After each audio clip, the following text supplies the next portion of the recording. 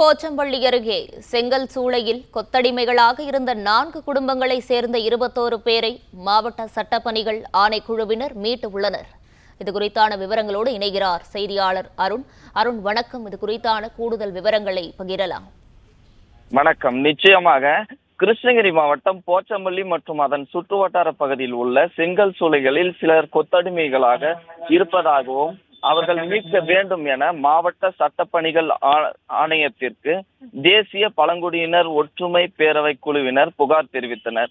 இதனைத் தொடர்ந்து மாவட்ட முதன்மை நீதிபதி லதா அறிவுறுத்தலின் பேரில் மாவட்ட சட்டப்பணிகள் ஆணைய குழுவின் செயலாளர் ஜெயந்தி தலைமையில் தேசிய பழங்குடியினர் ஒற்றுமை பேரவை குழுவினர் போச்சம்பள்ளி அருகே உள்ள வீராஜனூர் தங்கமுத்து என்பவருக்கு சொந்தமான செங்கல் சூளையில் கள ஆய்வு மேற்கொண்டது.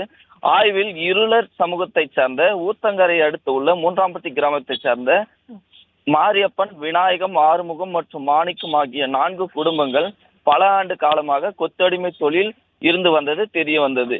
மேலும் அவர்கள் வீட்டுமனை பட்டா, இருசக்கர வாகன பதிவு சான்று, ஓட்டுநர் உரிமம், பிறப்பு சான்று, வங்கி கணக்கு புத்தகம், வாக்காளர் அடையாள அட்டை மற்றும் ஆதார் அட்டை ஆகியவற்றை சூளையின் உரிமையாளர் பெற்றுக்கொண்டு அடிப்படை வசதி எதுவும் இன்றி குழந்தைகளை தொழிலாளர்கள் பணியில் அமர்த்தியிருந்ததும் தெரிய வந்தது. இதனைத் தொடர்ந்து 4 குடும்பங்களைச் சேர்ந்த 21 பேரை செங்கல் சூளையில் இருந்து மீட்ட சட்ட ஆணைய குழுவினர் கிருஷ்ணகிரி வருவாய் கோட்டாட்சியர் ஷாஜகானிடம் ஒப்படைத்தனர். இதே குறித்து சட்ட பணிகள் ஆணைக்குழுவினர் கூறும் பொழுது, தேசிய சட்டப்பணிகள் ஆணையக்குழு மற்றும் தமிழக சட்டப்பணிகள் ஆணைக்குழுவினர் வழிகாட்டுதலின்படி ஒவ்வொரு மாவட்டத்திலும் கொத்தடிமை தொழிலாளர்கள் ஒழிப்பு குழு செயல்பட்டு வருகிறது. இக்குழுவினருக்கு வந்த புகாரின் தொடர்ந்து செங்கல் சூளையில் இருந்த 21 கொத்தடிமை தொழிலாளர்கள் மீட்கப்பட்டு அவர்களிடம் மறுவாழ்விற்கு தகுந்த நடவடிக்கை கிருஷ்ணகிரி மாவட்ட நிர்வாகம் மூலம் மேற்கொள்ளப்பட்டு வருகிறது.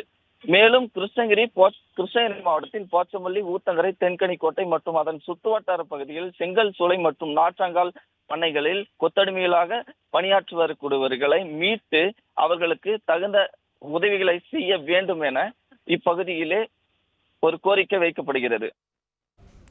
விவரங்களுக்கு நன்றி அருண்.